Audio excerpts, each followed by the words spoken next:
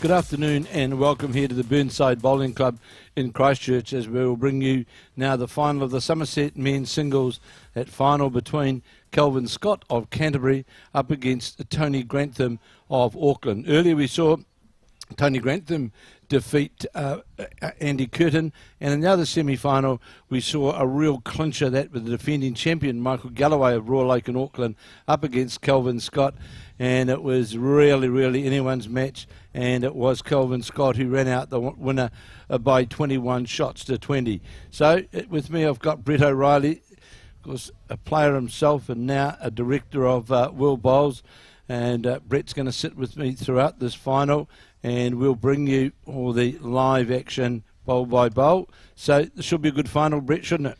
Yeah, Kevin, two very good singles players, both former national champions and both in really good form. Certainly are, and the greens that have been presented to them assist, or not assist, but they certainly give it for a really top level game, because the greens, watching these greens today, they're really top speed and are ideal for a good game. I just hope that marker learns that we get the marker to give us some guidance and move aside from the head to be. There we go, good man. So yes, I think Jamie Ferris, the greenkeeper, new greenkeeper here at Burnside's got this number 3 green playing very well. I actually played here in section play of the singles, or maybe practiced would be a better word, and they were running magnificently, and that's shown in the quality of the play this morning. Despite a little bit of breeze, which is making it tricky from time to time, the surface itself is magnificent. Well, and earlier we've just seen the final of the women's pairs, and it was one-way traffic. To be fair, the combination of Bev Morrell and Sandra Keith over Taylor Bruce and Claire Hendra, I think it's fair to say that Taylor Bruce and Claire Hendra would have gone into the match as the favourites, but not to be. Bev Morrell, the 80-year-old lead for Sandra Keith, was simply outstanding and really gave a lesson on draw play and they ran out the winners by 19 shots to 8, and deserved winners because they led the game all the way and they were dominant in their performance, Brett. Absolutely. I mean, it was a real masterclass from Bev Morrell of leading. Just gone onto a line, comprehensively outplayed Taylor Bruce, and really laid the platform for Sandra Keith, who's no stranger to winning national titles and no stranger to winning finals, and she did everything she needed to, and they were very commanding in their win.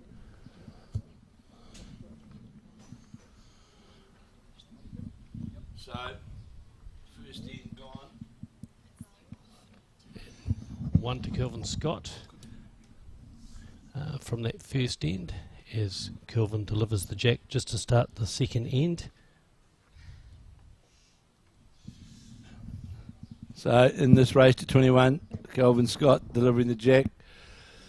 It's interesting watching this compared to the pairs, Brett. We've seen the mat and the jack length varied. We saw consistently in both semi-finals, of course, and the final, where both players, both combinations, were using the 2 metre mark really as their jack. Didn't see much movement, but Kelvin Scott, as we know, 59-year-old singles winner in 1998, and is certainly a player who it doesn't matter what the surface, doesn't matter anything. He's one of those really top draw players, as is Tony Grantham. And we saw the ability of Kelvin Scott, of course, in the latter stages of that semi-final against Michael Galloway. Yeah, I mean, he really is the Iceman under pressure, Kelvin, and twice in the semi-final against Mike Galloway, he had to save the game with his last bowl, and played 2 magnificent bowls. And yeah, he'll be very hard on this track, but equally Tony Grantham, former world champion of champion singles winner, and in his semi-final against Andy Curtin, when there was a little bit of a condition change, the wind got up, he picked it, and was very steady. Well, so this should be a great game, Kevin. Andy, the challenge for Andy is that Tony Grantham knew as well that Andy's going to play Shawler's bowls on the backhand.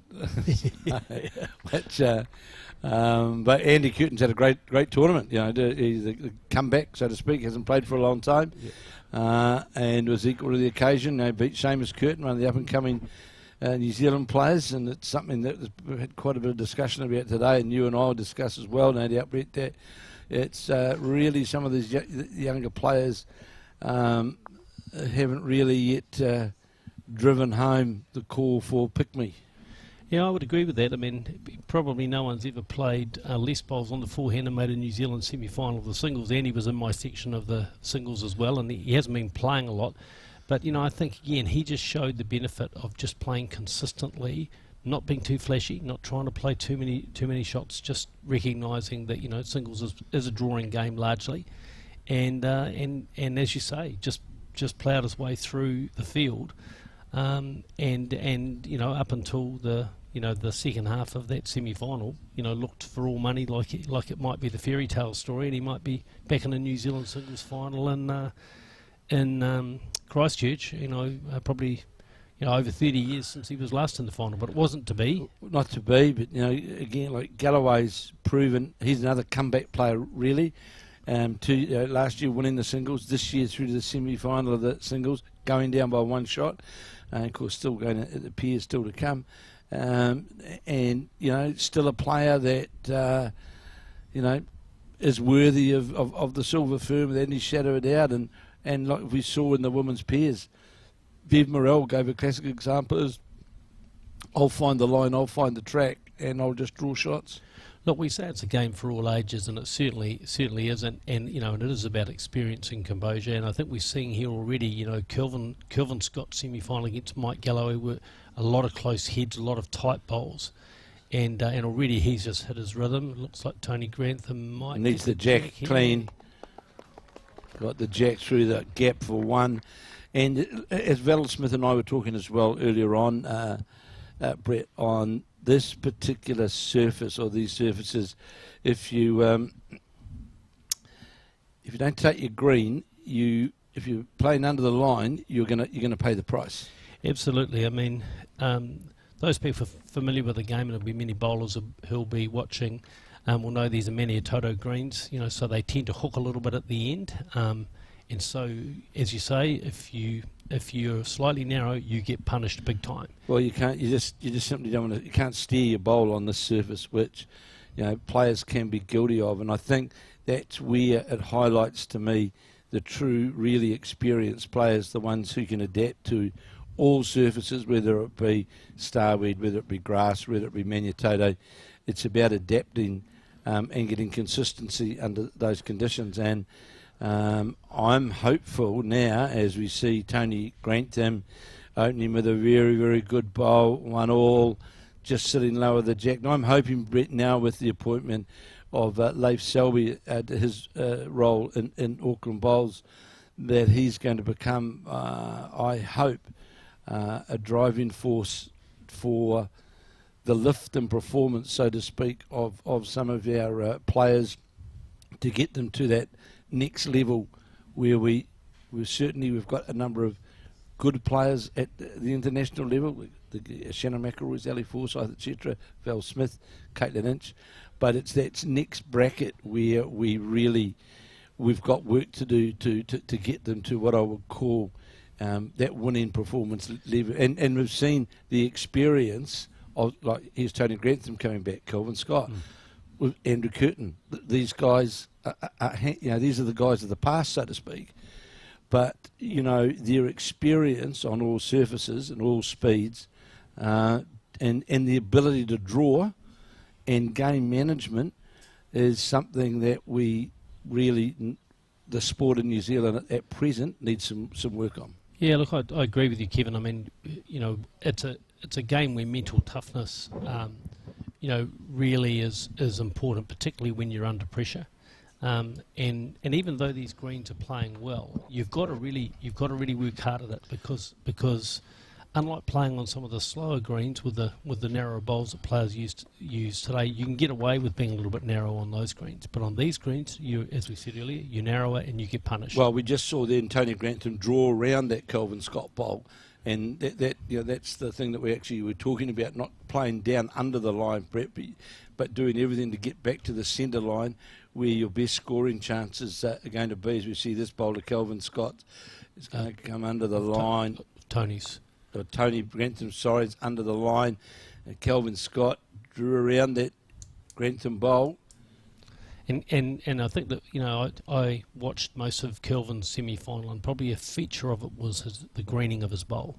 You know, he was never probably more than a metre or so off the centre line. You know, occasionally, of course, but he was very, very steady and consistent, and that's what you need at this level. You need, you know, it's minimising those number of bad bowls so that you really can put the pressure on. Kelvin Scott always has had that ability within his game. You know, he's always been an outstanding draw player. I was talking to him earlier, Kevin, and he said he thinks he's been to the quarterfinals of the national singles at least 10 times. Oh, it's a lot. It's a lot. He's won one. He's been in semi-finals before, so yeah, he's no stranger to this, and that's a testament to the strength of his game and his consistency. Tony again missing the line here, and you'll see that buckle away a lot. He's just going to get a sit, but yeah, that. You really get punished when you narrow here. When you steer yourself under the line, I suppose you could really say, Brett, is when you, for the purist out there, when you're trying to use, you know, the jack is the dead line in, you're going to pay for it. You know, the line is to where the shot bowl actually is, and that way it's going to make sure that you're going to have green that's going to get around the bowl. You're trying to get to the jack line, you're going to finish under. As we watch this bowler, Kelvin Scott's just doing exactly what we were just talking about, not going to quite make it, but was certainly going to finish in that counting area. Exactly right, Kevin, and I think a noticeable feature of Kelvin's play in the semi-final was when he was under pressure, he drew. Didn't try and have play with with reaching weight. He just drew, and and on both the third to last end and the second to last end, he saved the game by drawing within a few centimetres of the jack, and that's what you've got to do on this. Well, and it also highlights two other factors as well, Brett. Is it highlights one's confidence, and running with that is one's ability to be able to do so, because he's made his mind up what shot he's going to play, and he knows where he's got to go. And the good thing about Kelvin is he's not a player that tries to find a shortcut to the jack, which is I know with the modern day bowls and that, you can take shortcuts to the jack, but on a green, as you rightly say, like we've got here, although no breeze today in Christchurch, which is a big plus, you certainly pay the penalty if you try and sort of duck and dive your way to the jack. You've got to get to that. You're not going to score without as Mike Kernan said to me when they won the World Fours out here on this very green, actually, as Mike said to me before they played Australia, that all we've got to do is make sure we get bowls around the head, around the centre line, and let the Australians try to fight their way out of it. Absolutely. And as it turned out, it was a convincing win for New Zealand in that match. Well, that's right. You can spend a lot of time on these greens just missing, and while you're just missing, the other team others are adding and scoring, and that's what New Zealand did here last time. Interesting also to mention for the final, the forthcoming selection of our Commonwealth Games team. Tony Grantham's in that squad, and he's obviously pretty determined to try and regain a place in that New Zealand team. He's been at the Commonwealth Games before in 2012. He's been at 2014, should I say. He's been at a World Bowls and won a bronze medal there in Adelaide. Kevin, he's got to be knocking on the door. Certainly, but we also got to remember in that there's a couple of players who, because of the COVID scenario, based in Australia, who haven't been able to have the opportunity to be able to, who were going to be coming to this event and playing it. But Ali Forsyth and Crystal Leaf are both going to be coming here to play. But of course the COVID thing has put paid to that. But they like Crystal Leaf as an example has had a great season in Australia. Won the Queensland Pairs and runner-up in the Australian champion pairs, and of course they start. In fact, this weekend they start the Queensland Premier League gets underway, which is a pretty good event to be playing in. But I know he'd rather be here at present, and I'm sure Ali would have been as well, and Caitlin Inch as well in that predicament. But I think it's more, and this isn't having a crack at the younger players, but I think really it's what I would say the more seasoned, experienced players over the last 2 years who have really put their hands up. And I refer to the likes of Lance Pascoe in winning the Peers last year. You know, he was outstanding. Michael Galloway, who's came back, won the singles and beaten semi-finalist, won the New Zealand champion and champion triples at Hastings. And, you know, they're still there. They are. They absolutely are. And, you know, Kelvin Scott holding probably three shots here. Tony just getting the marker. Yeah, I think the marker said 3. Tony just struggling for weight at the moment on his... Well, he's changed his hand here to try and it's been interesting watching that. There's 2 paces on the side of the green as well. And that's not having a crack at the green at all. Tony's actually playing with a bit of weight here. Looking he needs for the jack clean. Oh no, misses that, and that's a good clink for Kelvin Scott. Certainly is. And that race to 21. So the marker had indicated that it was 3 shots to Kelvin Scott. And he's got you can see he's got the 3 the 3 blue cherries ready, so it takes Kelvin Scott to a 5-1 lead. But as we know, Brett, in this format of the game, you don't run out of ends, you run out of numbers, don't you? Absolutely. First to 21 shots, and we know Tony is a great competitor. A little bit surprised with the shot selection. I certainly was. I thought he was going to change his hand. I thought he was going to try and draw to get... Like, second shot would have been even a good number. And it's interesting, like one of the things that Val Smith and I were just talking about in that Peers final, perhaps in some cases some players lose the art of understanding that second shots is sometimes as good as having the shot, you know, in the context of the match. Yeah, and I thought that was a real feature of Kelvin's play in the semi-final. I mean, you know, up against the defending champion, you know, Mike Galloway, a high-quality opponent, he really just tried to keep the game as tight as he could, and then you hope that at the right time the luck or the skill goes your way, which it did. So well, what it actually proves as well, Brett, is the confidence in the draw that Kelvin Scott's got, that he knows he will back himself to get out of trouble with the draw. So Tony Grantham, it's a good response, sits just slightly lower the jack, but right on the centre line. And Kelvin Scott is about 2 foot in front, having a good look. Is the Cantabrian. And worth pointing out, Tony Grantham, about 12 months since he had major reconstruction on his shoulder. That's right, he did too. And which was a big decision for him to make, but he wanted to do that to give himself a chance of being in the Commonwealth Games frame. And so nice to see him now back. Didn't play in the Nationals Kelvin last year. Scott just got a touch, did he, on the jack, just nipped by.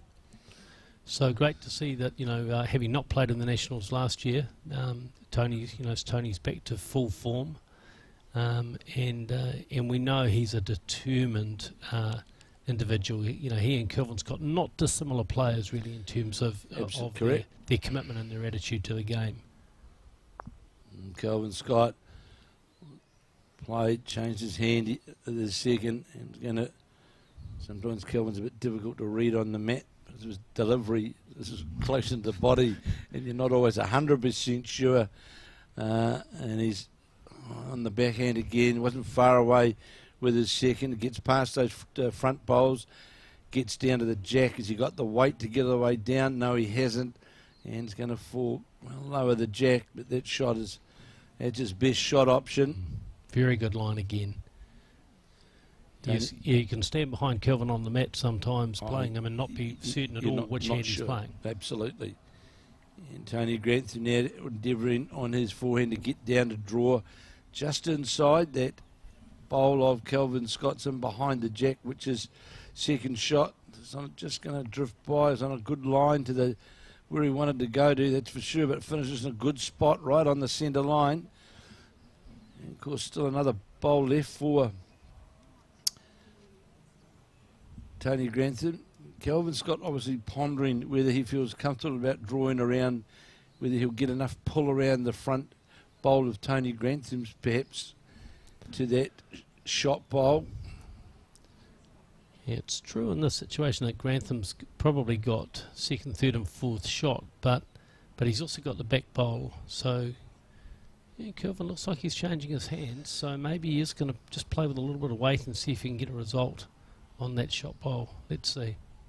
He's not a big pace attacker, is Kelvin, and he is playing with that weight to try and get that shunt through to the bowl. Close. He's close to getting a chip onto the bowl, and he will do so. Oh, brilliant shot. Brilliant shot from Kelvin Scott. He looked at what he wanted to do, didn't he? And he summed that up.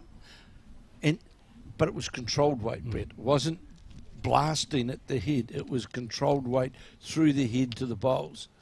Yep, he's ended up with 2 shots that just signalled by the marker, and that is playing the percentages again. Absolutely it is. Just not, knowing that if you miss, that the worst you're going to be off is 1 down. It's Tony Grantham on the mat. And we'll line up in the pairs tomorrow with Gary Lawson. So on the forehand, how's that line going to come back towards the centre line? Breaking now towards the centre line. There's a great response from Tony Grantham. Superb bowl from Tony Grantham and finishes jack level and shot. That was a fantastic recovery there from Tony Grantham. Definitely 1 down after that great sort of weighted shot from Kelvin Scott. And Grantham onto the draw. Didn't have a hell of a lot of room really, but drew to jack level. It's interesting as well, but most of the day, all day, we've really seen the jack up around the 2 metre mark, and it seems to be a comfort, a good length. Because I think trying to play real short ends on this green, I'd call it the suicide length, to be fair.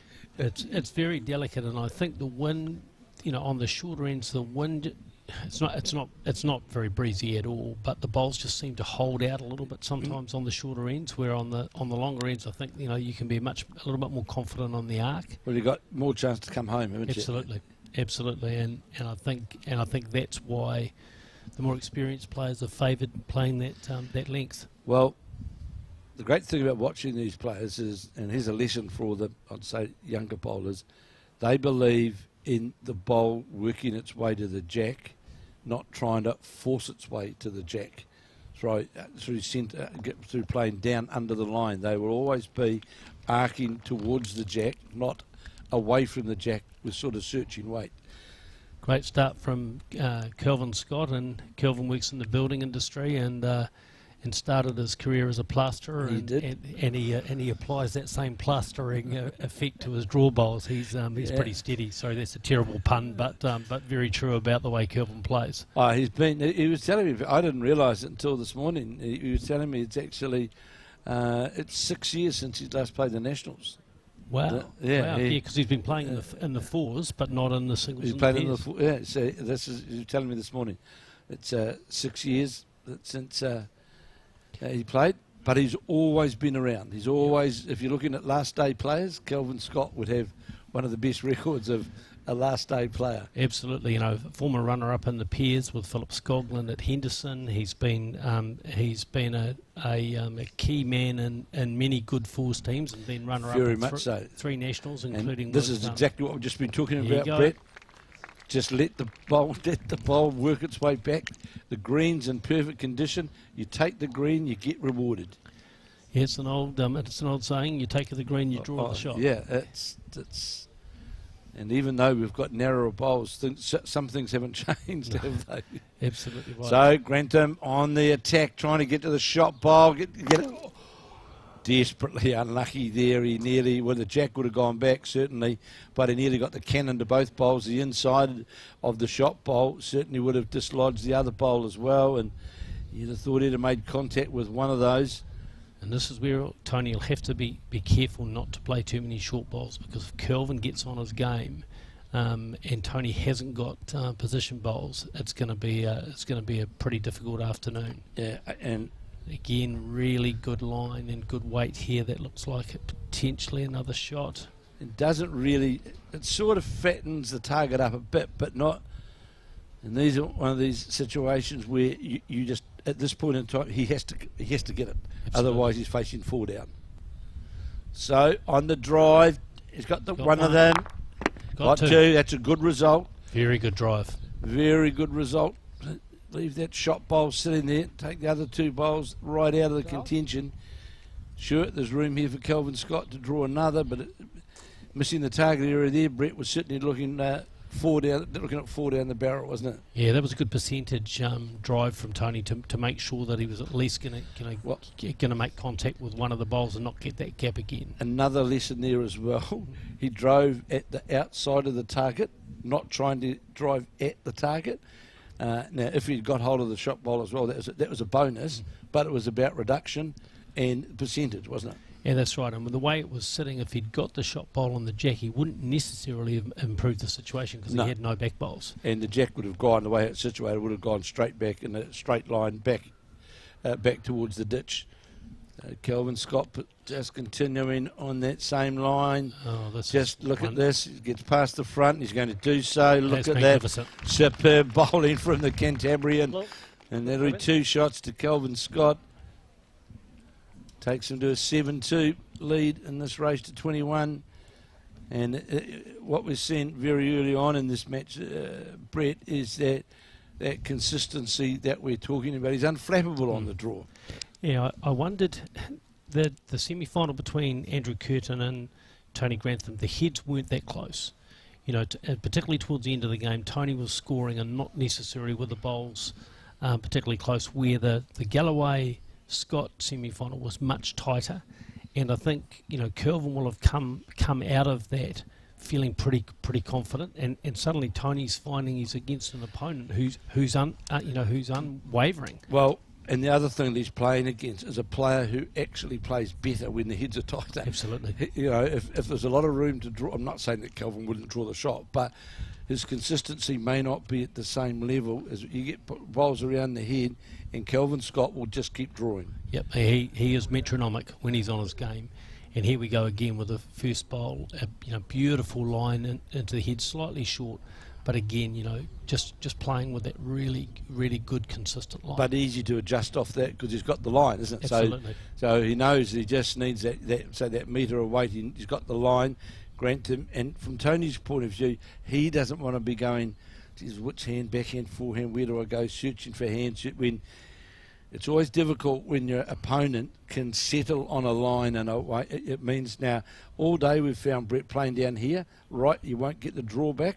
You get wide out there, and sure, it had a bit of weight on it, but it's certainly nowhere near as kind a draw hand as what Kelvin just played down on the forehand side. Yeah, that'll have Tony scratching his head a little bit because I'm sure he thought it was going to pull a lot more. Normally you'd think it would, wouldn't you? That's the normal. You get out on that backhand arc. You normally expect it to, to work its way back. This is Kelvin Scott really at his best. Look at this round the front bowl clean, sitting right in behind the jack, and that's and not that Tony Grantham, by any stretch of imagination, he's more than capable of footing it here, but it's about that first and second bowl pressure, isn't it, Brett? That just makes it that much difficult. Good line here though from Grantham. This is coming down towards. This is close to getting the result. Sits outside the shot bowl onto the centre line, but he was certainly right in the target area. Yeah, very unlucky there, Tony, and a great adjustment after his first bowl. You're right, because he had to change that line quite considerably and had the weight right. Got them both. But you can see again how Kelvin Scott's got this line coming down this way, Brett. Look at this again. This is really metronomic. He's just slightly short this time, but again, but he owns that hand, doesn't he? He does own that hand, and that's what makes it, that then makes it challenging for your opponent, doesn't it? When they own one hand. Yeah, Tony Grantham not far away with his second. I just questioned the line. He's brought it in a bit to try and search his way down to the jack. Sits inside the bowl. Will make sure he's got second shot. Beautiful weight. Perfect weight. I think there's still nothing better. I know we've got all these artificial surfaces and indoor and everything else, and we understand that they're part of the game. But there's still nothing better, in my viewpoint, being the purest one could say, out on a beautiful Cotula green perfect conditions, and a green to match that gives equal opportunity to both players. It's a real game of art. Oh, isn't it? absolutely. You know, this green. I mean, these greens in Burnside, I guess, are world renowned. I mean, they've hosted 2 world championships. They've hosted many great New Zealand events, and you know, and you really see bowls at its best on this. You know, particularly outdoors. Well, I've been lucky. I've been part of sort of the commentating group for both 2008 and 2016 World Championships here at Burnside, and where I think I saw some of the best days of some New Zealand performances. Absolutely. Yeah, and Kelvin's close again here. Looks like he might just be heading over the back just to He'll cover. be quite happy to be down through there. You know, might have gone a bit further than what he thought, Brett, because Tony Grantham. The movement of the jack is certainly in Tony's favour, and I'm picking that shot on his backhand. He'll be playing for either to set the shot bowl or just he won't be rushing at it, just trying to get a touch on the jacks. All it's certainly in his favour. He's on that wider line. And how's the weight to come back to the centre line? Just going to go by, but again, not far away. Yep, good.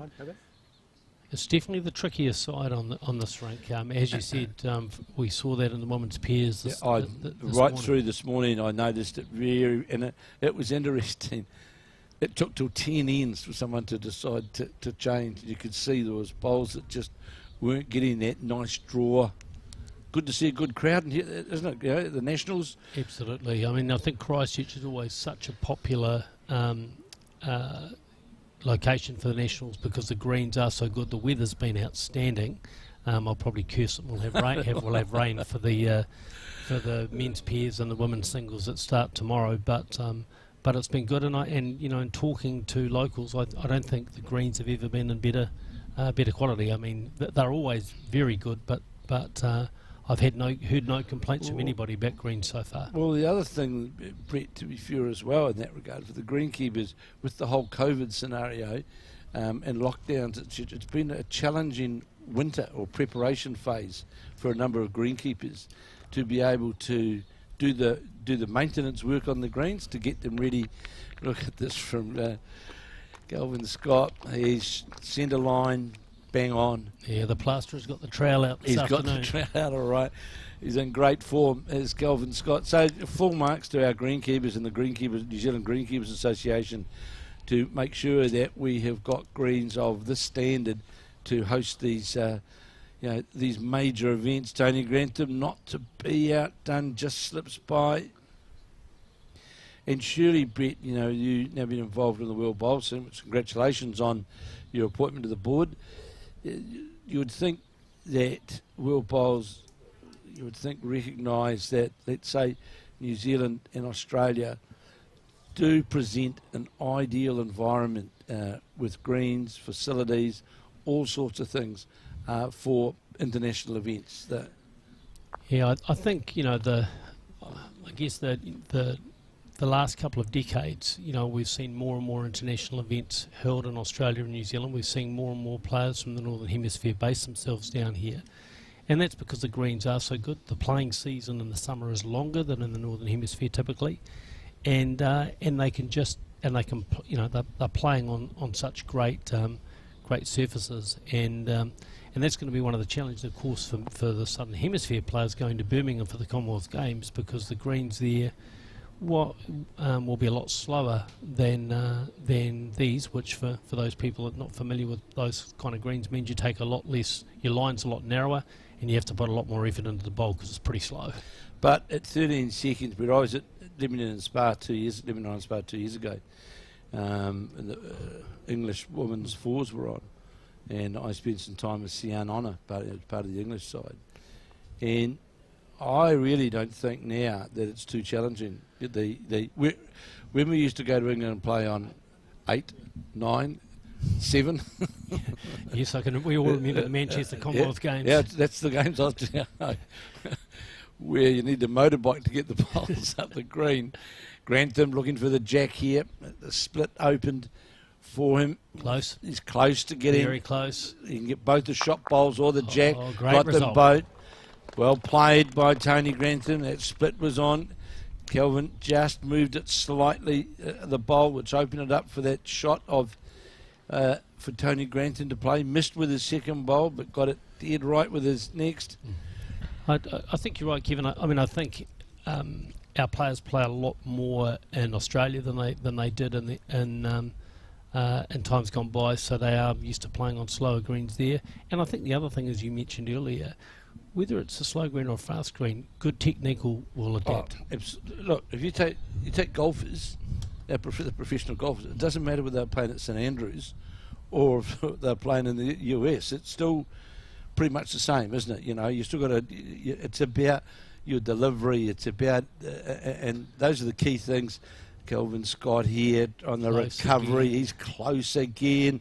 Just going to sit outside the Tony Grantham bowl. Opportunity here for a 2 for Tony Grantham after he was successful with that run shot.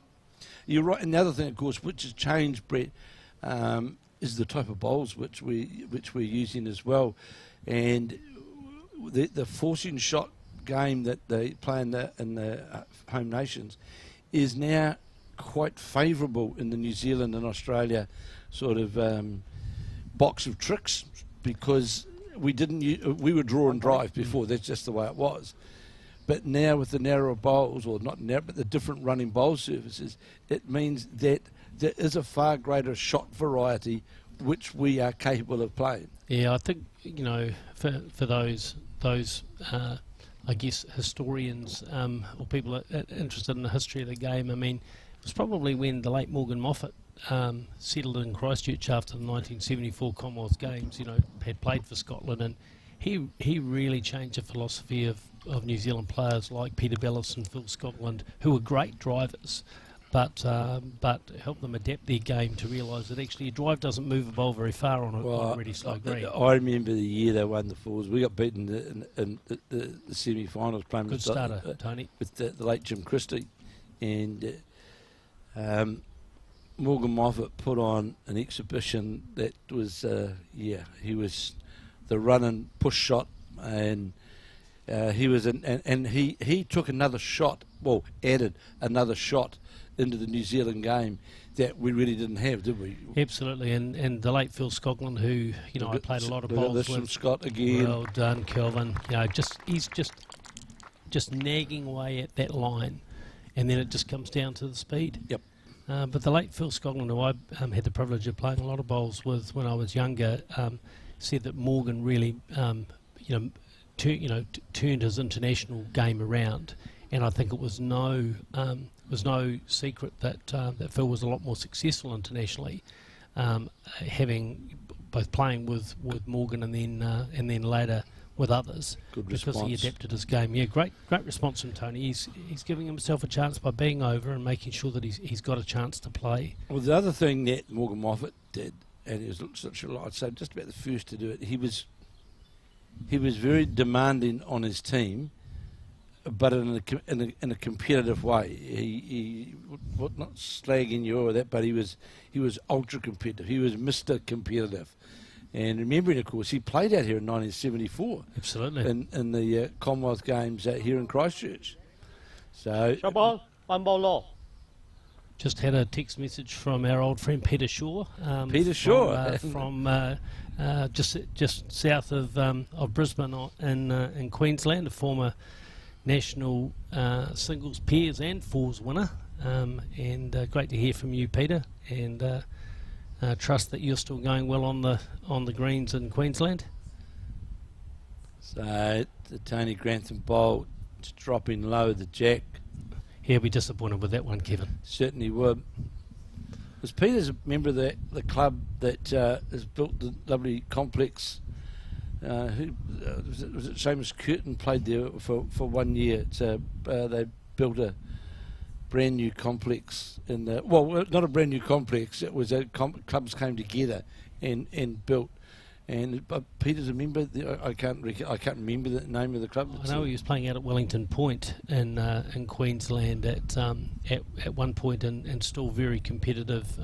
As he was. Peter Shaw, competitive. Well, it's a Shaw family characteristic, I believe, Kevin. I was going to say that's yeah. For those viewers who are not familiar, Peter part of the Shaw rugby dynasty, and pretty tidy rugby player in his own day, but not quite as good as his cousin Mark. No, not but competitive for sure. It was and did a fantastic job in New Zealand. Of course, then went with Peter Keane as part of the selectorial management side of New Zealand, and brought a number of the younger players through to New Zealand honours. There's a better response here from Tony Grantham. Has got the weight to get all the way to the jack. There's a fantastic attempt. Turn the bowl over. And what did it turn it enough? I think he's still one down, but that was a much better bowl again. The marker just put the red lollipop up. There it is. Wow. Well, that's a great bowl. That's a great bowl from Tony, and a really good recovery after that third bowl where he was short. Again, just emphasising the importance of just good line. Absolutely. Just playing up to it. Chance of getting the bowl or the jack. Whether the marker made an error there or not, or I was colour blinded to what. I'm sure I saw him put the marker, put the red lollipop up. Peter, so we'll see. Kelvin Scott will just endeavour to play down to what is that likely counting bowl of. This turns the ball cleanly through the. That is class. That is a brilliant bowl again. Great line, Kevin. So just let the bowl work towards the centre line. Had, let's say, 18 inches of extra weight. Put the Tony Grantham bowl was in a good spot, and he just pushed it straight through the head.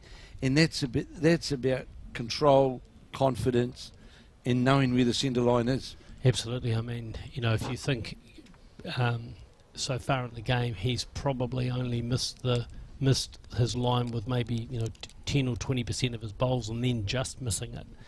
So he's just, that sort of consistency just gives you such a great platform to build on here. But it's interesting though, Brett. I know we've got a New Zealand squad and everything. I understand all that. But Kelvin Scott, on what we've seen today and what we know of the player, is still more than capable of being the silver fern. Yeah, look, it's probably a bit of a mystery why someone who is as consistent as Kelvin, because not only has he done well in nationals, but if you look at he's been an integral member of. Have a look at that Canterbury into centre record. Canterbury, a dominant player in the inter centre. He's won national club championships triples. He's won a national interclub title. So, but he's very unobtrusive. Totally. He just gets on with the job. Not typically been a skip, just typically been a lead or two in most teams, and just the plasterer just goes about his work. 9 into centre titles. Yeah, that's incredible. And you'd probably say over. I think it was back in the 1990s he won his singles title in Wellington. Yes, it was when he beat Morris Symes in 1998. And he's probably been one of the most consistent players in New Zealand bowls since then. And yet to wear the silver fern. So great bowl. He's relentless. He's relentless. And I agree, Brett. And sometimes, as a selector in sport, sometimes you have to put at certain times you have to put the young aspiring up and comers, sort of put them in the cupboard for a wee while and. Look at where your really experience is that's going to strengthen your overall side. Yeah, I watched Kelvin play his first game of post-section play against Damon Pearson from Birkenhead, a club that Tony Grantham's also played at, and I believe still a member. And in that game, Damon, who's a very promising North Harbour player, and I'm one of the selectors, so I'll be pleased I said that. Gave Kelvin a really good game. Kelvin was in front and Damon came right back at him. But his composure never looked flustered, even when in a couple of situations where Damon really looked like he might get in front of the game, and then Kelvin just sticks to the basics. and he won out in that game, and of course has really had some very good ones. Beat the great Gary Lawson on the way through yesterday, who's been a good mate and teammate of Kelvin's over many years. And Gary was in pretty good form. I watched his play also out at the Papanui Club, but Kelvin was commanding. Beat Steve Beale, another former national title holder. So he's had no easy run through here. The other thing about Kelvin is he just gets on with the job, and what he's doing here now with that lead of 10-3, he's really starting to put that scoreboard pressure on Tony Grantham. And here he is again. And cutting down these shot selections for Tony Grantham. Now, here he's line 3. So what do you do here? I would be saying... Tony may look at attacking this on the forehand. Changing his hand and playing right through the bowls. Because at 10-3, he's going to have to be very careful that the game just doesn't get out of his reach here. And playing with that weight, as we spoke, he's outside the target.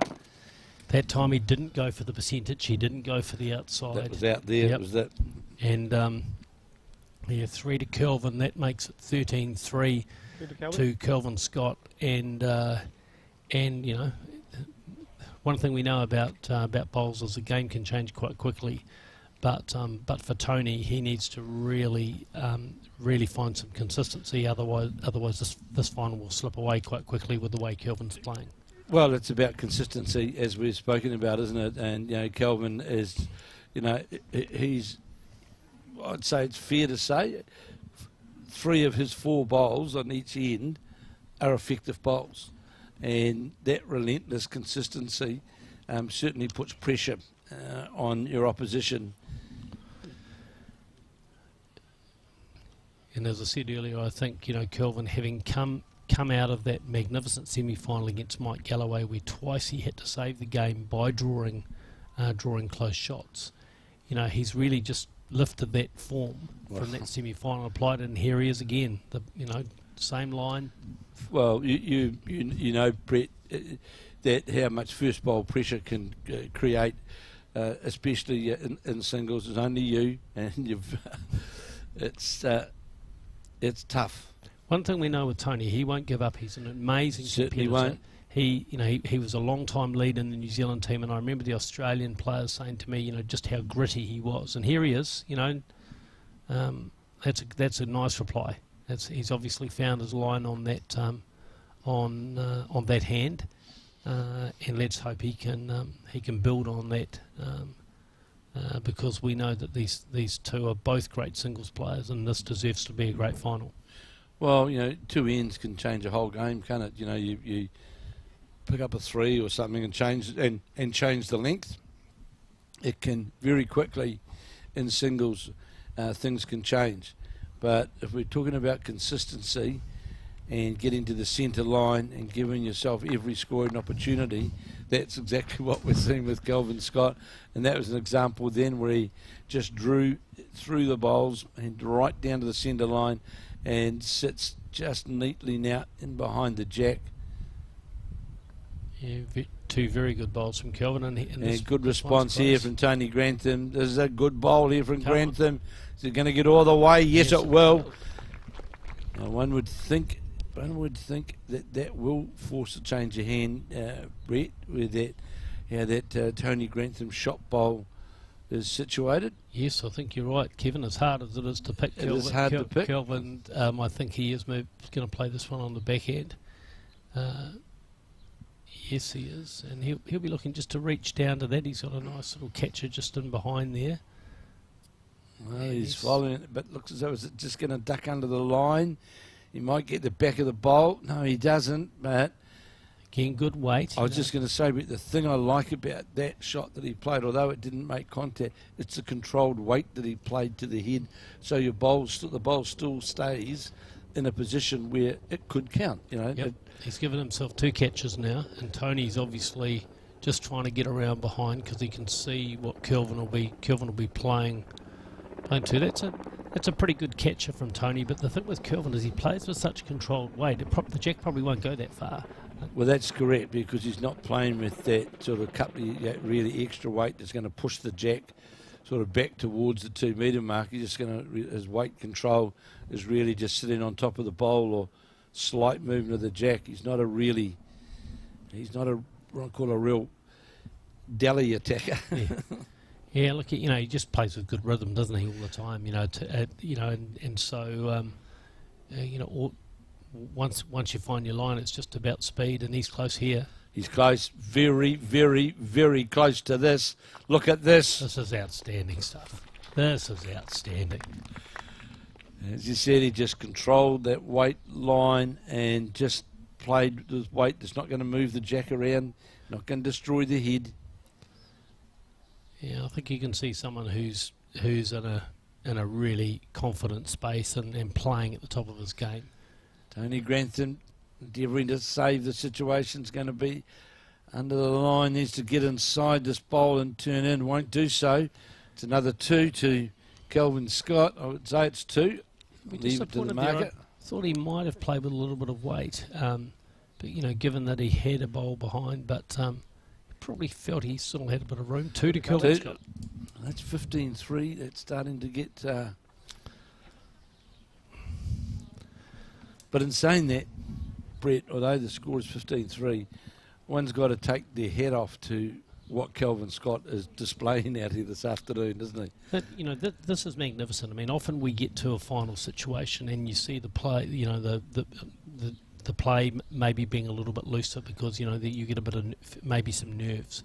But this is absolutely top draw singles play. This is as good as it gets. Kelvin's hardly played a loose bowl. Correct. In the final, and that's superb. And look at it, here he is again. Just on that line again, down towards the jack. Will just slide by the jack, but to the centre line, just only about 2 feet behind, and it's that consistency. Yeah, this end's important for Tony. He's really got. He's got to score. Yeah, and he's got to. We've got to score and change the length. Yeah, and string some consistent bowls. He's close here. He's close. He's very close as it breaks down towards the head. Going to finish jack level. How far is it going to run away? That'll be shot. Sitting jack level, the Tony Grantham bowl. And you do come to the point, you're right, Brett, you get the mat, then how can I change it around so I can get some successive ends with myself scoring. And Kelvin Scott, one of the first times he turns his back on that, he knew he was well under the line. What seemed to just shorten his swing slightly, just at the release point. He just looked off the mat straight away. It looked. So here's the chance now for Tony Grantham, certainly on a wider line than he played with his first. Needs to get back to this bowl of Kelvin Scott. It's breaking its way in now. Sits to inside here to make a counter and will. That'll be 2, falls in. That's 2 shots for sure. Yeah, good bowling, Tony. Kelvin Scott won't change anything on this consistent backhand draw.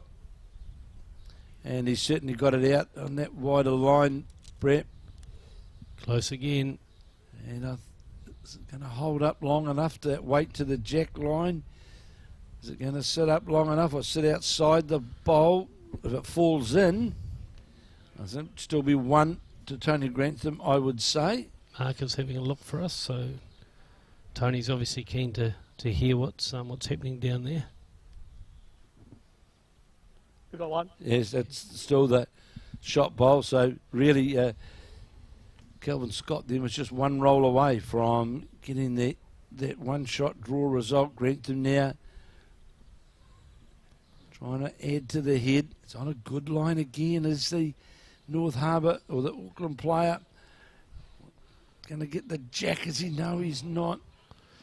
Well, it's a good bowl there, because if Kelvin does draw to the jack and there is any movement, Tony's now got 1 there. Well, 1 on both sides, actually. It wouldn't have really hurt Brett if he did get the jack around the corner then. Absolutely. Because he would have had 2 shots and taken the jack off the centre line.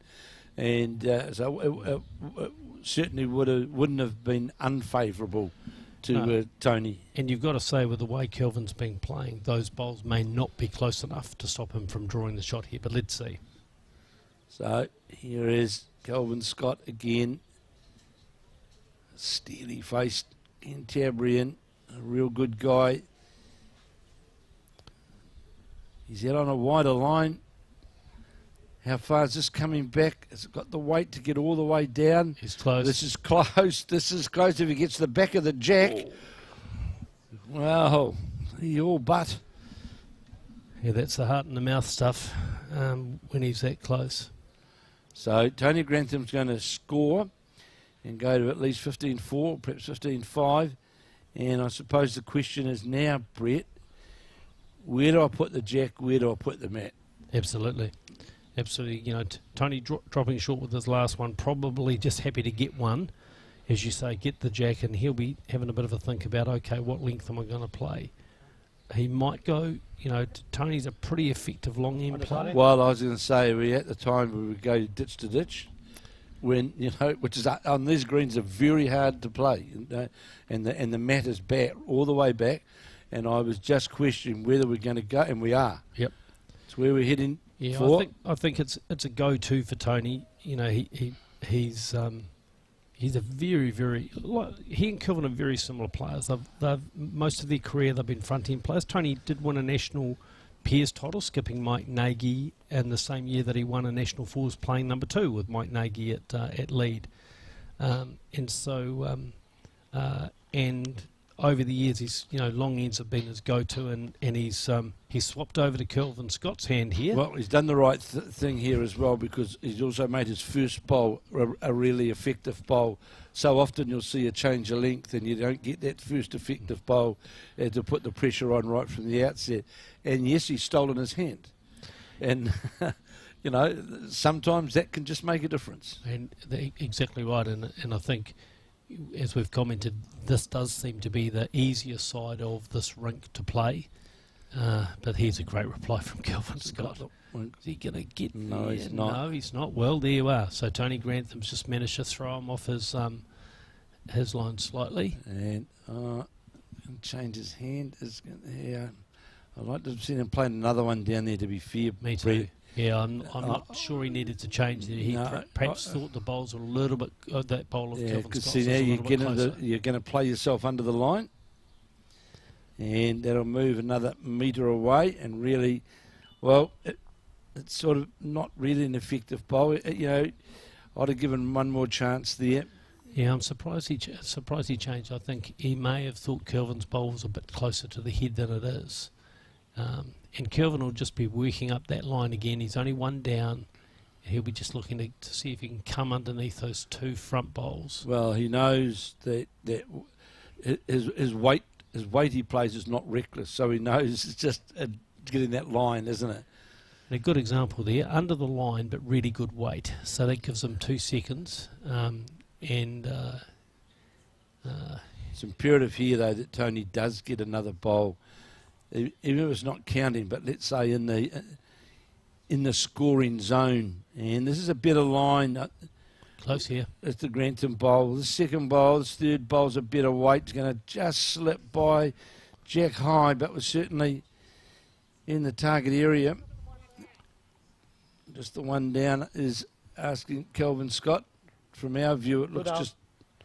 2 down. That's interesting. So that back bowl that just came in is, because I was just going to say, for Tony, the opportunity to get a touch on the jack is to increase the count, but he's holding 2.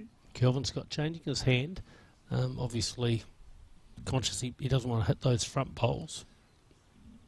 Let's see how he plays this backhand side. Well, he's certainly out wider, Brett. And his bowls don't typically turn as much as Tony's, so I think he is too wide here, and I think Tony Grantham's actually going to get at least 2 and potentially 3 with his last bowl. So you can see that line is at least a couple of feet different line to the other side of the green, and that's what we noticed earlier on today. And there's a lot of bowls just going out there and struggling to make them become effective bowls. And this line that Tony's on now, this is the line that we're really... Close here. This is the scoring line. Close here. So what that will count if the other one counts now. So Kelvin Scott, 3 down, leading 15-4, but this change of length, Tony Grantham getting one in slightly in Kelvin's line on that forehand side. Big bowl for Kelvin Scott, even at 15-4. You don't Absolutely, want to don't be dropping 3.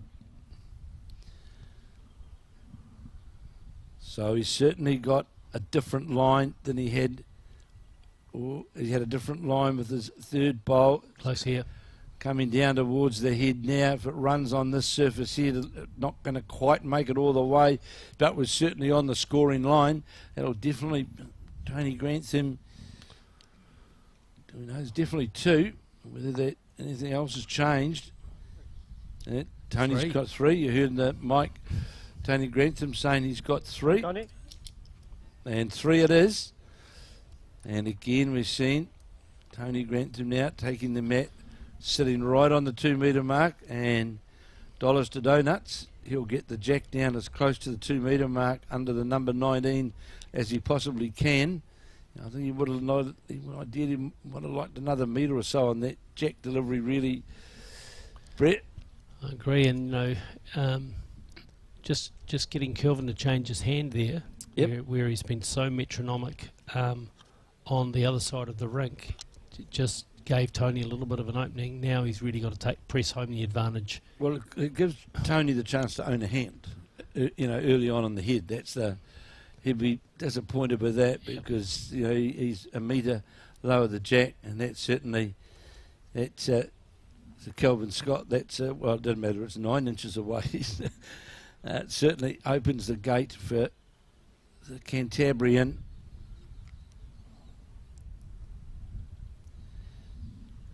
Now playing Elmwood Park. Well, that's an unusual. That's unusual. From Kelvin. Maybe just this change of length has just got him in a couple of minds about speed. Well, we know, Brett, that you can, on these surfaces, you can trap yourself into literally a suicide length, where to try and find that weight and line is so challenging, and that's when the big numbers can come, and they can come quickly. And just outside the centre line is Tony Grantham. Just lower the jack. Better bowl, but you'd think not close enough with the way Kelvin's been With played. 4 bowls, you would imagine. So here is Kelvin Scott. Definitely got a wider line with this one. Yeah, he's back on that line again, and very close. Very close.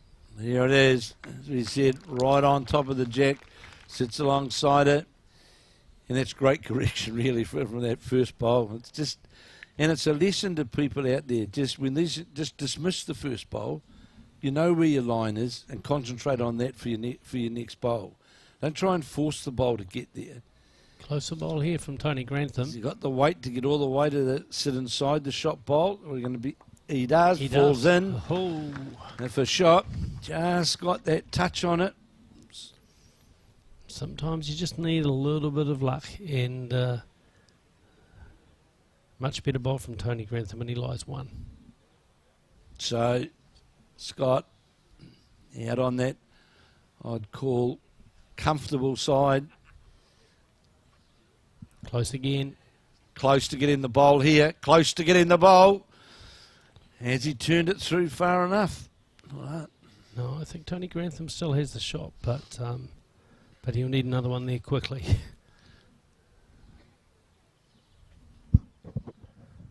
Tony works at Air New Zealand and lives on the North Shore in Auckland, and has played a lot of his bowls in North Harbour, but this year playing in Auckland for the Mount Albert Club. Well, it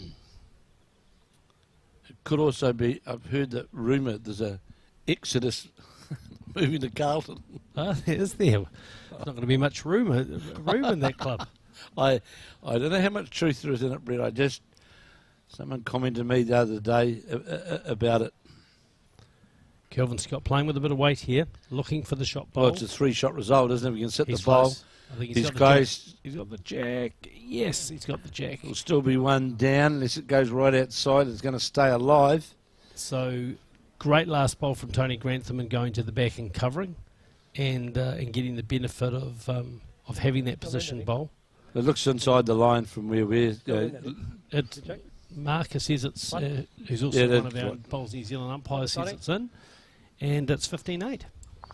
So fight back at this stage from Tony Grantham, the Auckland-based player, and as Brett rightly said, played a lot of his bowls out of North Harbour.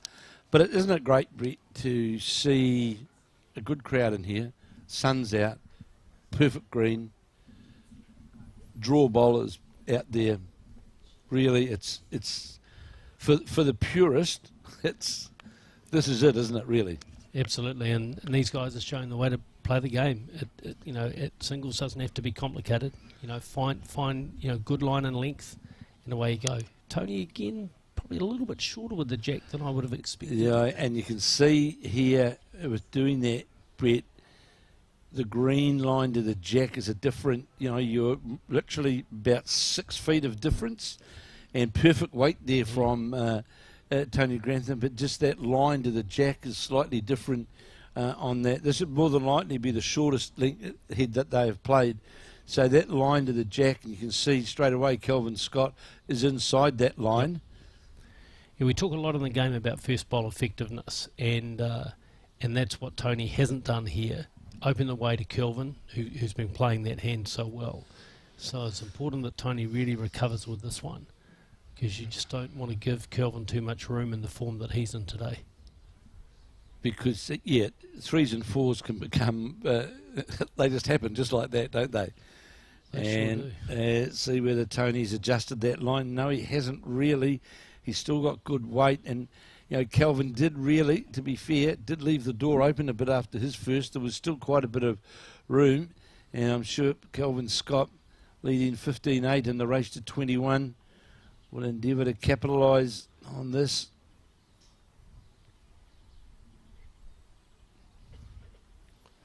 Kelvin looks like he's gone a little bit wide. He's out on that wider side as well. And how far is this going to move back? I don't think it'll have enough weight, Brett, to get itself all the way back. Well, that'd have to be the loosest end we've seen so far from both players. But I question, Brett, about going to that suicide length. And how often do you see a change of length into that no man's land length, and players struggle to get to get that consistency? And they are the ends that are so dangerous, because they are very dangerous. Because suddenly, and see, we're going to see now, change of hand from Tony, and well under the line. And believe me, for those watching, these players, this isn't how these guys play there, but it's really just come about by, I think it may be an unintentional change of length. I don't know, but it was certainly a length where you're very, very vulnerable if you don't get it right. Yeah, Tony's shaking his head. I mean, the only way to describe this end is it's pretty ugly for him, and he's going to really need to pull out a good bowl here, because he's about to be 2 down as Kelvin draws the shot, and leaving a lot of room. Wow, nice change by Kelvin Scott. It certainly was. The good thing for Tony is it does give him a bigger sort of draw target with it sitting alongside the jack and bowl. He can sit to the bowl, and he's sitting out now on a wider line. How's here? It's got the weight to work its way all the way back. I don't think it has, Brett.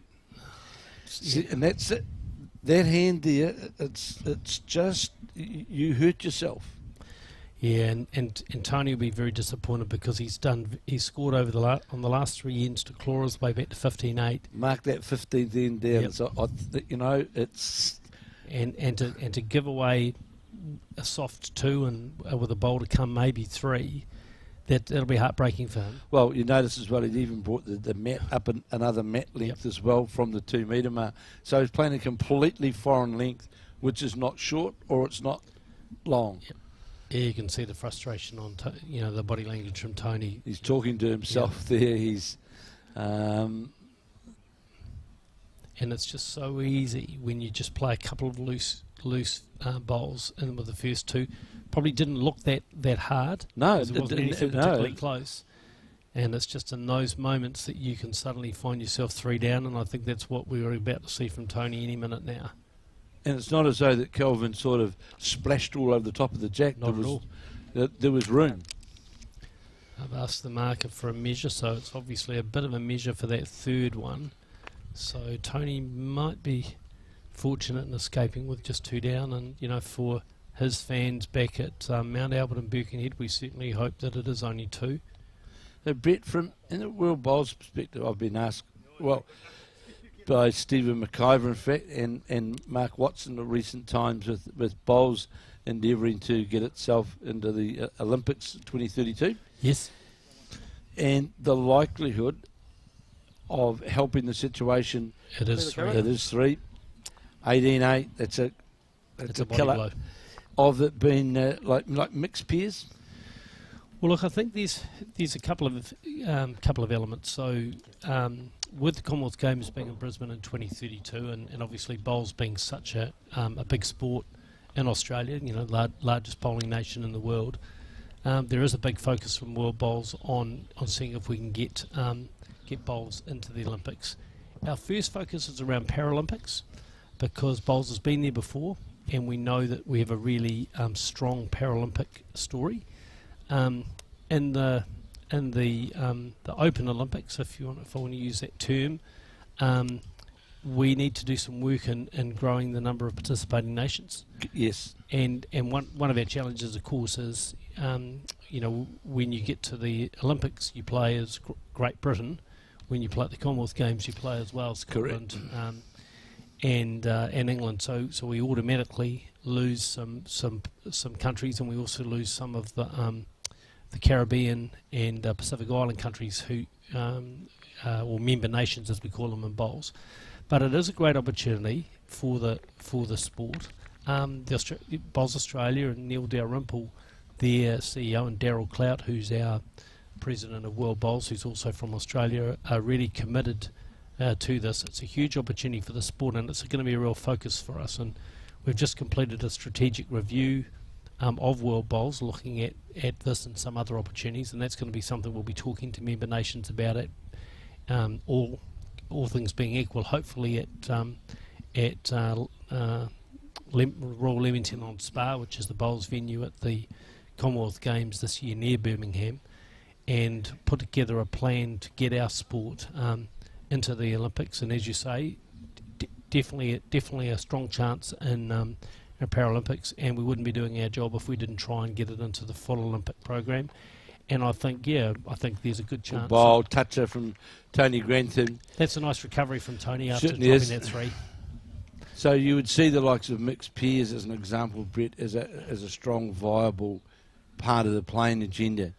Yeah, look, I mean, the unique thing about our sport is that it is very diverse. It is a mixed sport. Wasn't always that way when you and I first started playing, No, Kevin. It certainly wasn't. But I think that is unique, and both the Olympic and Commonwealth Games movement are looking to see more diversity, and so I think we have uncharacteristic loose bowl from Kelvin. Certainly there. is. That's this is. And you also think that, Brett, that by also changing the World Bowls cycle to the 2-yearly cycle, that certainly one would think is going to strengthen some of the smaller nations to become competitive. Yeah, we think so. I mean, commercially, the sport has not done as well as it should have internationally, and we need to develop some really good televised product like this that people can be seeing all the time. The idea of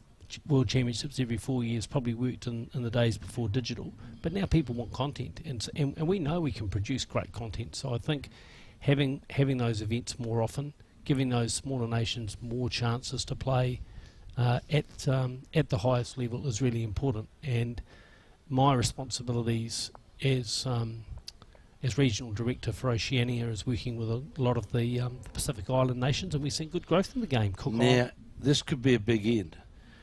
Has Tony Grantham got 3? He's definitely got 2. With a bowl to come? He's got a chance of making 4, possibly. And so 18, 12. Kelvin Scott looks like he's headed off for a toilet break. That's a Canterbury tactic. Yeah. Well known. But But yeah, I think very uncharacteristic end, and just again shows like the last end. If you miss your line with that first couple of bowls, suddenly it can be difficult to recover on these ends. So Tony's got a great chance here of getting at least 3 and back into the game. Talking about the content, I think hats off to Bowls New Zealand and Bowls Australia, because I think what we've done collectively with the live streaming now, and with the likes of Sky now becoming involved, Sky Sport Next, etc. We're seeing bowls now on a far more multi-dimensional platform than what we had in years gone by. We all screamed for years to get bowls on TV. Well, there is literally now a plethora of bowls on TV. If you look at the content here, the coverage, the colour, everything else, it's as good as what you'd be seeing if you're sitting in your lounge at home. Absolutely. I think it's been a game changer for the sport. It's been great to see the Northern... 3 it was. Well, there you are. So we're at 18-11, and now we've got a game on our hands. Again. So, Kelvin only needs 3 to get to 21 to win, but... It's interesting, but I was talking a couple of years ago when I was at Leamington on Spa, and the English women's fours were on, and I spent some time with Sian on it, which was great. He was part of the English women's side. But talking to some of the other people there, in their coverage content in the UK, except for what I'd say the indoor part of it, the outdoor content is certainly nowhere near at that point in time as what we offer to the public in New Zealand and Australia. I think that's exactly right, Kevin. As you know, I was involved with the World Bowls Tour and the Professional Bowls Association, which plays those big indoor events in the UK, and playing on the portable rink, which probably runs about as fast as this service at Burnside. Which they're setting up now. Yeah, that's right. They'll be setting that up for the World Indoors at Potters as we speak, and at Potters Holiday Resort in Norfolk. And on those services, the game's been magnificent, but I think outdoors, because the greens have been a bit slower, maybe not quite the same high standard, but it was good to see the recent English Championships had live streaming for the first time, which gave us all a bit of an insight into how the greens were playing at Leamington on Spa in anticipation of the Commonwealth Games, because that's where they played the English Championships. So I think it is a big game changer for us. And another good bowl here from Tony Grantham, getting right to the centre line, one on, one just in behind. The other thing I think as well, Brett, is hats off to Bowls New Zealand, who, if we take our full playing numbers, is one of the sports who's had an increase during these COVID times of participating members or participating players, and the Bowls 3-5 concept has certainly, I think, done a lot to sort of drive more following of the sport, and the likes of live streaming that we're doing now, and of course corporate business house bowls also help significantly. And I say hats off to Bowls New Zealand and to Mark Cameron and the team, and Neil Dalrymple and the team in Australia, because I really feel that we've moved the game ahead quite significantly in a participating environment. I think that's entirely right, Kevin. I think when Mark Cameron came on board as the CEO, he was determined to modernise and transform the sport, and he's done that very successfully. With some great commitment from centres and clubs in supporting new formats, and it's great to see Bowls 3-5 now being played. Good bowl here from Grantham, just going to drop by. This end's shaping quite interesting, because Kelvin doesn't have a bowl past the jack. And correct. He wouldn't want to give Tony an opportunity of playing that shot bowl onto the jack. Well, you can play the shot bowl on, or get that trail movement down on the shot bowl.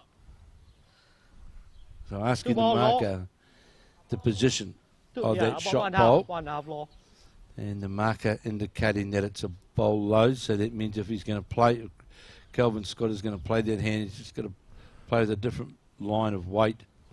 And I think back to the video, the digital streaming. I think for anything to the only way to get any sort of proposition in front of people now is via video. Absolutely. And Kelvin looks Going to be under that target he's looking for. He doesn't like that hand, does he? No, he was trying to play what I would call a real in between, perhaps a shot, perhaps trying to get to that shot bowl. But playing there, though, the chances are the jack's going to move as well, which certainly is not in his favour. Now, Tony Grantham has got an opportunity here. If he can get past, if he can get a jack trail. He's close. He's just trying to get that jack, but he sits on those bowls. That's fine. Now, Kelvin's going to be very careful here what weight he plays, and he's pondering of what shot he's going to actually play, because jack back, all in favour of Tony Grantham. So, and will the bowl hold up long enough with just that pressing weight to get under his own bowl to get to the shot, which if he could get it, is 21. That's right. I was just thinking, I don't know whether that bowl to the left of the shot bowl, the bowl of Kelvin Scott's his third shot, but if it is, Kelvin Scott could play a shot on his back end, underneath there, sit Tony out for 3, and that's game. But he doesn't want the jack to move. No, very tricky. So he'll want to make sure he's on the wide side, and definitely not narrow, and onto the back edge of the shot bowl. So your weight control here is pretty important as well. Having a look as Kelvin Scott looks, I don't know if it's going to come back enough. No, sitting on that outside, but he had to be more on the outside, to be fair, Brett, than on the inside, because there was danger on the inside. If he got onto the back of Tony Grantham bowl, that jack would have squirted out to the side. So he did have to be careful. Nice to get a message, Kevin, from one of New Zealand's promising young bowlers from your old home province, Darryl Reid, from the mighty Taranaki. Good man, Darryl. Recovering from a broken leg from a bike accident, which is why he's not at the Nationals this year. But I've just seen a post from his lovely wife Laurie, and it sounds like he's making a really good recovery. So we'll be looking forward, hopefully, to see him at action at the Summerset National Fours and Mixed Pairs, which we're all excited about. Well, in the mighty Taranaki. I certainly am. I'm looking forward to getting down there with Tamara and the team, and I encourage people now, in the Taranaki area, or Wanganui, or wherever you may be in that close proximity, get your entry into for the national Summerset National Fours and the mixed pairs, because we were astounded, to be fair, last year in Central Otago, the first year of the mixed pairs, and the entry numbers that we got was and let's hope that we can continue that this year in Taranaki, because the entry number was just fantastic.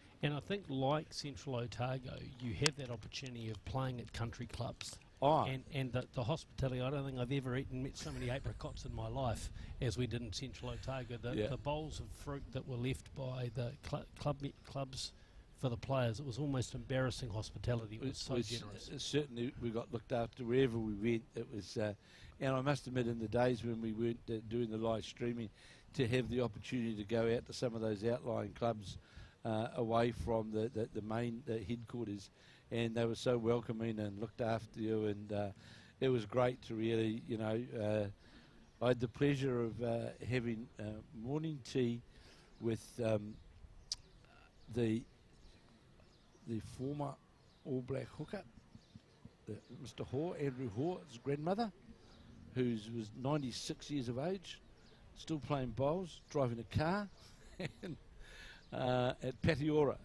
and we got looked up. It was fantastic to really, it was. And the Taranaki will be very, very much the same. So we urge you, and you can be sure in Taranaki as well of good greens. I can guarantee that. I'm told that they're very good, and I know if I said anything, I'd get a message from Grant Hassel on social media. So Grant, we understand that the greens are in fine shape, and you'll obviously be hosting the great Taranaki Open Fours in the coming up next few weeks, which in itself is a great event. Now look, this is interesting. Yeah, Here's 2 short bowls in a row from Kelvin Scott, and it changed his hand. 18-12. And, one good score in there from Tony Grantham, and this scoreboard will tighten up very quickly. And you're right, Brett, we've seen that really. We've seen Kelvin Scott playing everything literally within a metre. And now, all of a sudden, dimensions changed. This bowl gets in front of that Scott bowl, will it? Yes, it will. As it falls out, it's on a straight line to the jack. I'd back that as Correct. Just one. Come down. just the one in the market. The other thing I think with Bowls New Zealand, Brett, with the live streaming, when Tamara and I did, I think the very first live streaming was the Nationals in Dunedin. We had a couple of telephones, mobile phones, and some stands, and it was all pretty, very amateurish, so to speak, all right? But we got the coverage to air. That was the main thing, right? Well, I think, it's great to see a lot of other sports looking at bowls. I think we've got the streaming setup now being used by centres. It's going to be used for the Masters event, which my home centre, Bowls North Harbour, host, and talking to my wife, Robin Walker, who's on the board of Bowls North Harbour, they're really excited to be able to offer that as a televised event. Well, it's what's also happening. Here's another good bowl from Tony Grantham, and it'll count for sure. It will fall in right on the centre line. So if you look at the equipment that's here now, it's literally like a TV studio with all the coverage, all the equipment that we've got. And of course, following now from the Nationals, we'll be starting with Tamara and co with the post-production show, which will be live, which will be going out on, I think it's on the new station, the new who I've been doing some work for the last couple of days, all right? So there's a lot of things actually happening because of what we're doing with live streaming. This is... Kevin, I can't believe this. We're seeing a sea change in this game right here. Tony Grantham forced Kelvin Scott to change his hand. Well, he didn't force him. Kelvin Scott chose to. That's another 2 to Tony Grantham. We're now 18-14. So, when he was trailing 15-3, he probably felt he had little chance. But that's the way bowls goes. If you just hang in the game and stick to your disciplines. As you know, Brett, 2 ends can change a whole game. And so Bowls New Zealand will very shortly have a post-production show going out on the airwaves, going live. Which is just fantastic, and I think I do want to acknowledge the work that Tamara and the Bowls New Zealand team do, and you too, Kevin, with the commentary of the events, because as a bowler now, bowls has increasingly become a 12-month of the year game. We play a lot of events, a lot of the national pathways events, and now good opening winter. Bowl here from Grantham. Toucher sits out to the side. Yeah, well, Tamara and I literally, and with Brendan Van Nistelrooy, traversed the country with the champion of champion events during the winter months at 4 different venues, and it's great. And I know, being part of the Takapuna Club, our members have been able to follow what we call the blue wave around the country, and watching our players, our women, who were runner-up in the National Interclub here last year at Burnside, and also runner-up in the Champion of Champion 4s at Pukekohe. And so it's made the game accessible, and the club spirit that it's generating from people being able to watch their club mates in this way is fantastic. And here's another good bowl from Grantham there. You're right, Brett, we're seeing a real sea change here. Tony Grantham's played 2 bowls, literally jack level, about 15 inches to 17 inches jack level, and putting that draw pressure onto Kelvin Scott now. To me, is that going to come back far enough? Has it got the weight to get all the way back? Closer here. Closer here he is. Closer here. Needs a couple of more rolls. Is it going to get all the way? Yes, it will. And sits on that centre line. One down. Tamara and the crew, Colin, Alex, they do a wonderful job. And full marks to Mark Cameron and Bowls New Zealand. They've invested in the equipment, and it's this is now on Sky, so it's a live network sport. Close here from Tony Grantham. That one more roll does it. Yes. No Only score one to good Kelvin clear Scott. call in from the marker. And of course, now you start to get into the territory where, Kelvin Scott only needs a couple of shots to go out. Yeah, you get in the old sort One of ball law. bite your fingernail stages of this. As we saw in the last semi-final, with Kelvin Scott and Mike Galloway, that there's those latter stages of the semi-final. Yeah, look, I was nervous and I was only watching. It was white knuckle stuff. It was bowls at its best, and this final's really starting to take off. Kelvin just looks a little wide to me. Goes past the Tony Grantham bowl, but it's coming right back to the centre line. Probably a sensible bowl, Kevin, because Tony did have that chance of playing for the jack. He did, and looking, potentially for the bowl or the jack. Well, that view there, it gives you a good idea of what it would look like standing at the mat. Sometimes it looks different, from the side view, but that's really what it looks like, and really it dictates what your shot options really are. And although he's one down, he's certainly been very handy at this particular. He's got bowls around that, the old 1 metre mark, and he'll certainly be trying to take advantage here if he can get down to what is the counting bowl and get it. If he gets a touch on the jack around the corner, He's looking for it. He gets a touch on the jack around the corner, it's just going to fall under the bowl. Probably just lacked maybe a half a metre of weight. Half a metre of weight, because he was on that line to get that touch on the jack to where those two bowls of Tony Grantham's were sitting. That was a great attempt. Have a look at their head now, Brett. We've got 1, 2, 3, 4, 6 bowls there who are literally all green to a scoring area, aren't they? They're exactly right. They're in an effective scoring area. And I think one of the characteristics of this end is all of those bowls have been played on that forehand side, which is clearly the better drawing side. Which confirms that yes, it is a kind of draw, isn't it? Now, Kelvin Scott, I wouldn't imagine he'd be getting too. I think he'd be happy if he should, actually, because any touch of the jack either side, and that's not good news for him. I think Kelvin Scott would be quite happy to move on to 19, actually, and walk away from that head. 3 ends of not scoring are interrupted by a 1 to Kelvin Scott. He leads 19-14, and this final just gets... Now it's going to be interesting to see what we do with the length, Brett, now. So Kelvin brings the mat up? Yeah, because we have had it changed around a bit. So we'll just see how far deep Kelvin goes. We're coming down towards the 2 metre mark. Ooh. He's not going to lose the jack, is he? He is going to lose the jack. Now, that's very uncharacteristic. Very uncharacteristic. So now we'll see. I'm picking... Tony Grantham may take the mat now all the way back. So while these guys are looking pretty ice cool from the outside, I'm guessing that, it's getting a little tense out there. There we go. The mat right back to the 2 metre mark. And I'm picking now. And Grantham will be endeavouring to get that jack. I'm picking to his ideal length from, now he knows where the mat's sitting. He won't mind playing it short because he knows where it's at, but still not quite as far as I think he would. No, I still think it's something I'd call that danger, that danger length, Brett, where it's not, it's 6 feet short of being what I call a short end, and more than likely 8 feet the other way to the 2 metre. And we'll see now, Kelvin Scott. It's getting a little distracted, obviously.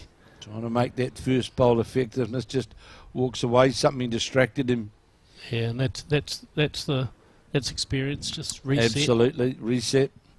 And earlier this afternoon, of course, we saw Bev Morrell and Sandra Keith, both of the Canterbury area. They won the Summerset National Pairs, defeating Taylor Bruce and Claire Hendra.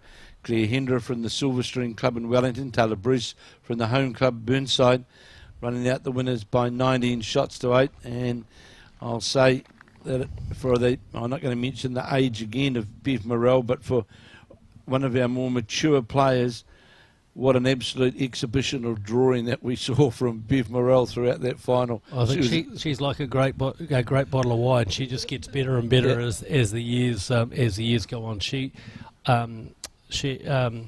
Bev and Sandra played my wife Robin Walker and Malika Nathan yesterday, and Bev Bev was just fantastic. She, on the number 2 green at Burnside, she was just on fire. And of course, Sandra Keith, her bowls are very familiar with the jack on most surfaces. Yes, and I said then, if they play like that, if they continue to play like that, they'll be very, very hard to beat. And so that proved to be the case. Well, Robin did say to me, I was talking to her, and she said, well, Bev Morrell just had 3 bowls the whole time around the jack. And she's got those orange bowls which match the colour of their shirts. So the heat was on, you could say, right from the outset with that pairs. They were deserved winners. They were outstanding. Yeah, no, in their defeating of the so Tara Bruce is part of the New Zealand squad, of course, and Claire Hendra is also in that New Zealand squad. But Bev Morrell and Sandra Keith certainly too good. And of course, tomorrow we move to the men's pairs and women's singles get underway. The section play, 2 days of section play. We're at 4 out of 6 to qualify for the post-section play, and we'll be back here, of course, covering those finals in a few days' time. In between time, we'll be back here for the next couple of days covering the live action of the Para New Zealand and the Blind New Zealand Bowls. We'll be covering their events also here at Burnside over the next couple of days. Now, this is starting to look dangerous for Tony. Kelvin Scott back on the plasterer's favourite hand. Yeah, he has. Now, Tony's got to really play for that jack movement, doesn't he, at 19? Because the danger is you try and draw to it too tentatively and you're going to fall short. So, holding game, and yes, there's weight all right to try and get to the jack or the shot bowl. Off that bowl. It's going to get it. Got a feather. One is the outcome to Kelvin Scott. Still quite a bit of room for Scott to draw. And of course, needing 2 to get to 21. Good bowl from Tony. Under pressure. Good percentage line.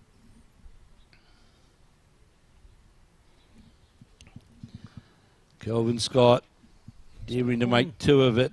Gone a little bit wide. He's certainly wider. He's in, I suppose you could say he's in the safe man zone. Yeah, he won't want to make too much of a target of it. He'd just be looking to try and get second shot, but not too close. So asking the marker is Tony Grantham, am I 1 or 2 down? Looks like only 1 from here, but the camera can be deceptive. It might be pay for you to go and have a look, Tony. It's not the kind of decision you want to get wrong. Very close, but I would favour 2 down. There we go, favour 2 down. So Tony Grantham backs on what the markers said, favouring 2 down. And that's game down. Going for the jack is Grantham. He's close to the jack as he gets the bowl, gets one of the bowls. Not far enough. We're certainly on target to get the jack cleaned back into the ditch. We'll dislodge one of the Kelvin Scott bowls, and it's all over. And there it is. Kelvin Scott of the Elmwood Park Club here in Christchurch is the Summerset New Zealand singles champion. And I think it's fair to say, Brett, defeating Tony Grantham, but superb exhibition by Kelvin Scott. Absolutely. You know, he just had that brief patch in the middle of the game where he changed onto the other side of the rink. But really, he was unerringly accurate, and Tony was really, trying to keep himself in the game. But all credit to Tony Grantham. You know, when the New Zealand selectors are looking for people with fighting qualities, they saw that today. Well, that game could have very quickly disappeared. Absolutely. You know, at 15-3, that could have been all over. But in Tony's characteristic fashion, he dug deep and came back into it, but very hard to beat Kelvin when he's in the side. Well, I think what we saw from Kelvin Scott, and for those who have been around the bowling scene for quite some time, we all know what Kelvin Scott brings insofar as his draw game is concerned, and now he adds another national singles title to his 1998 title to give him 2 national singles titles. And there's not many people out there who can say, "Oh, I've got 2 national singles titles." There might be a gap in between, certainly, but he was outstanding today, and I think the difference also, Brett, came about from that really tight game against Mike Galloway in that semi-final. Absolutely, it really honed his play, and you could tell he was on the top of his game. And and we say bowls as a game for all ages. 24 years between national singles titles for Kelvin, and earlier today we see Bev Morrell, who's won national championships and participated in national events over many decades. It comes down to just playing good, steady stuff. So there we've got it from Burnside. We've got the winners of the Summerset National Pairs, that being Bev Morrell and Sandra Keith, who defeated Taylor Bruce and Claire Hendra. And we've got the winner now of the Summerset men's singles, where we saw Kelvin Scott of the Elmwood Park Club in Christchurch defeat Tony Grantham of Mount Albert by 21 shots to 14. My thanks to Brett O'Reilly, who's been with me right throughout this singles final. And we'll be back tomorrow bringing you more coverage from the Summerset National Bowls at Burnside in Christchurch.